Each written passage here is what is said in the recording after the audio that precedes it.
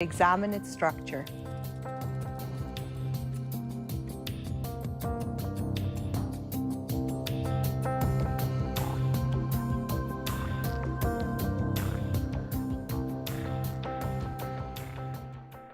The brain can be divided into functional and anatomical regions. We will now start with an anatomical overview to establish a common terminology and to describe the areas of the brain. The brain has multiple surfaces. Here we have the superior surface, and this here is the inferior surface. There are also anterior and posterior aspects to the brain. Here's a section through the brain within the skull, and we can appreciate the axes within the CNS. Connections can travel either towards the anterior pole, here, or towards the inferior end of the spinal cord. Fibers can move either rostrally, towards the rostral pole, or caudally, towards the caudal pole. Now, let's look at these component parts of the brain. This is the forebrain, which is composed of the cerebral hemispheres and deep structures. The right and left hemispheres are roughly symmetrical and are connected through corpus callosum, which you can see here. Here, we have cut the brain in half, separating the two hemispheres from each other. This is the cut surface of corpus callosum, the largest white matter tract in the brain. Impressively, it consists of an estimated 200 to 250 million projections. This structure here is the thalamus, and together with the hypothalamus here and the subthalamus, which you cannot see, it makes up the diencephalon. The cerebral hemispheres and the diencephalon together comprise the forebrain. We now move into the brainstem, which is caudal to the diencephalon. The brainstem can be divided into three parts. The midbrain, located here just caudal to the thalamus, contains the large fiber bundles, the cerebral peduncles, that connect the forebrain with all caudal structures. The pons is located caudal to the midbrain. It is connected to the cerebellum through the cerebellar peduncles. The most caudal part of the brainstem is the medulla. It is continuous with the spinal cord as it exits through foramen magnum of the skull.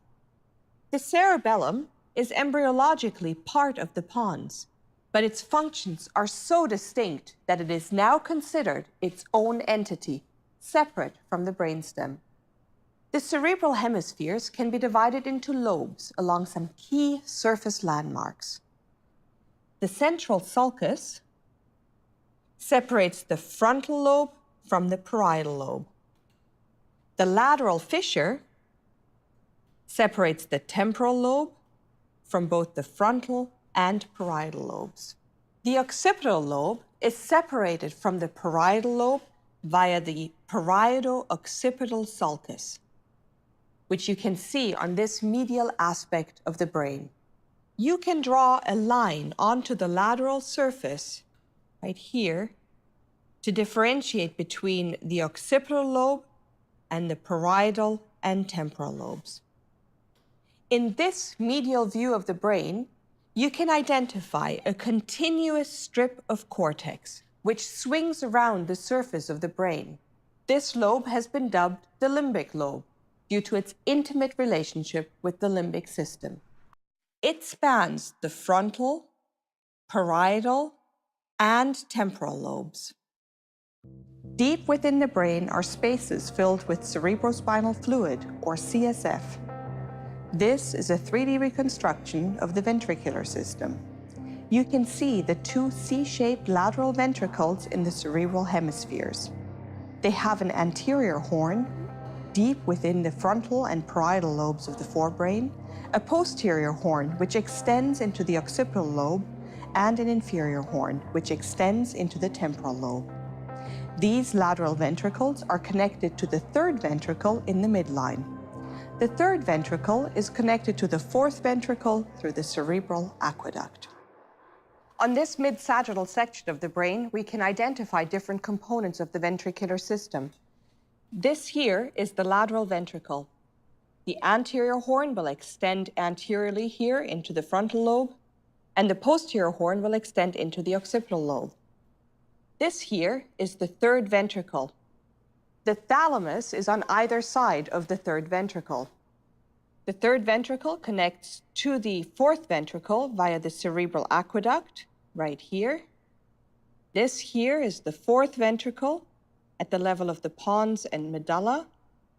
The fourth ventricle is going to close off into the central canal. Let's look at the various planes a brain can be sectioned in. This is a very important concept because imaging of the brain uses these planes. I'm going to cut this brain in the coronal plane.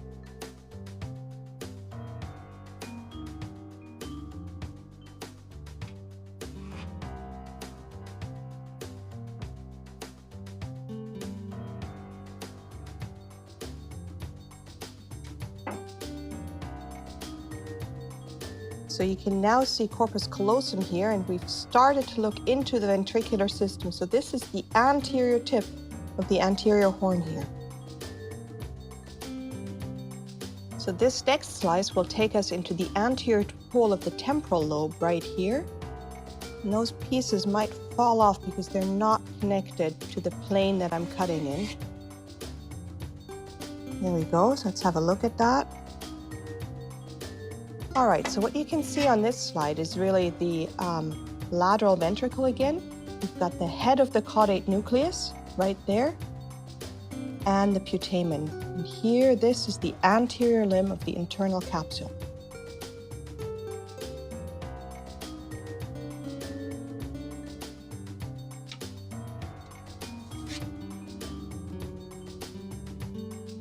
All right, so in this section now, you can see the two lateral ventricles, as well as the third ventricle here on either side of the thalamus.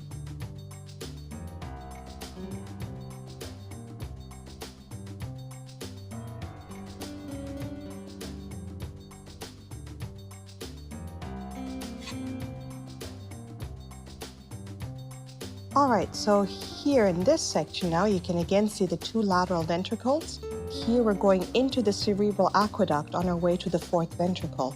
And this here is the inferior horn of the lateral ventricle.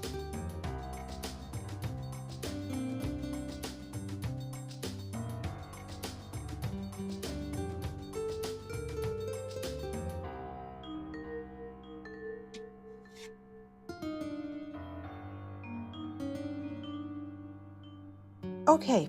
So in this section here, again, here are the two lateral ventricles. Here again is the inferior horn, the hippocampus, right there in the floor of the inferior horn. All of this here is the thalamus. We're quite posterior now, as you can tell in the brain. So all of this is thalamus here. We're actually getting into the posterior parts of the thalamus there. Right here, we are in the midbrain and the pons. So it's a bit of an oblique section here through the brainstem, but you can see the cerebral aqueduct here, and of course this is the pons.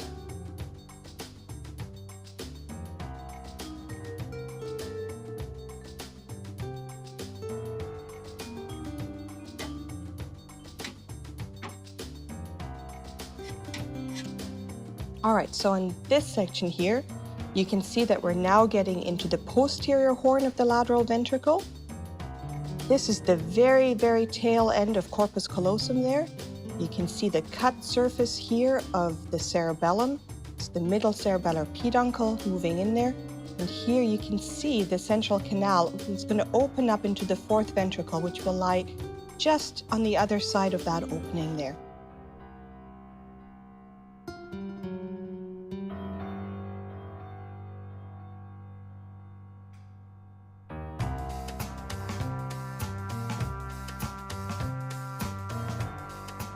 In this coronal section, we can see both gray and white matter. White matter is the sum of all myelinated axons or tracts as they travel through the CNS. Gray matter is the sum of all nerve cell bodies. It can be seen here along this cortical band on the surface of the brain, which is why an increased surface area is so important to accommodate the large number of neurons in the cortex. Gray matter can also be found in these deep nuclei of the forebrain, including basal ganglia and limbic structures.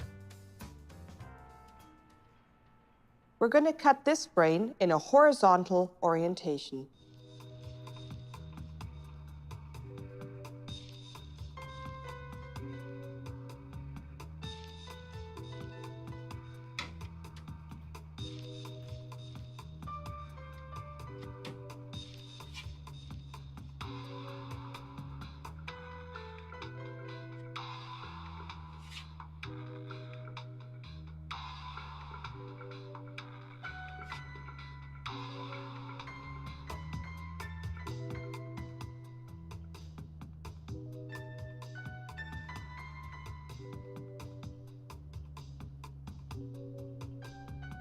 Okay, we're now going to cut through the brainstem here in an axial orientation.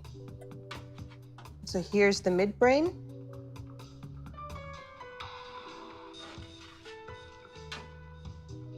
And here we've cut through the pons in the superior cerebellar peduncle as it projects to the cerebellum.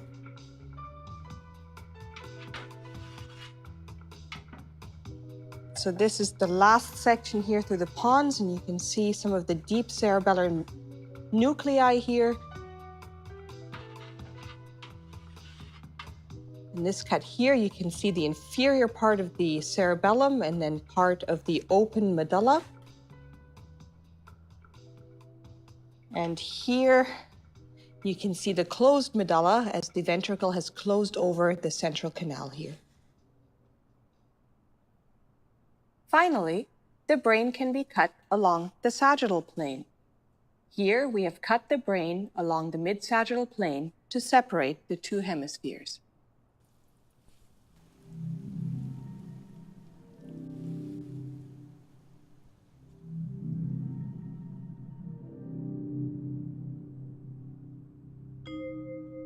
With this overview, we now have a common terminology as we begin our journey through the brain.